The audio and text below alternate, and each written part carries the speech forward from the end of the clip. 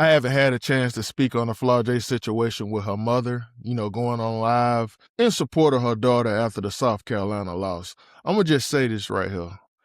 As a parent of a child who played D1 football, I don't know about college, but when he was in high school, any kind of negativity that came towards my son, I wasn't having it. I was not having it. I was on it ASAP, exactly like how she is right now in college. But here's the thing, college is different.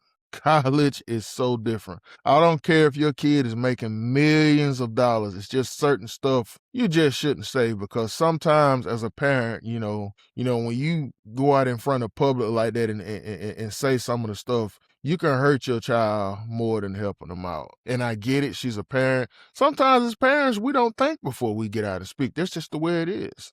But at the end of the day, Flau'jae is going to be all right.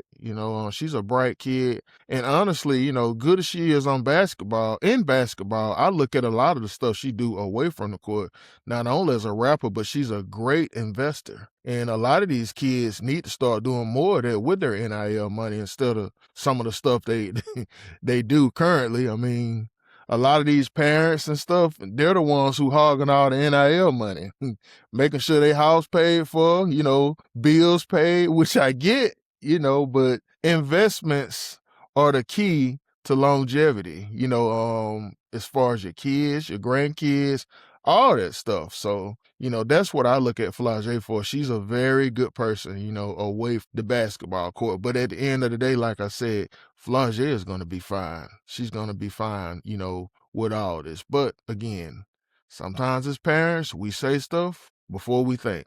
But her mother's going to be fine. This whole situation going to be fine. Also, the LSU Lady Tigers are going to be fine, because after all, that victory against Ole Miss was so satisfying. So continue your success, LSU's women basketball.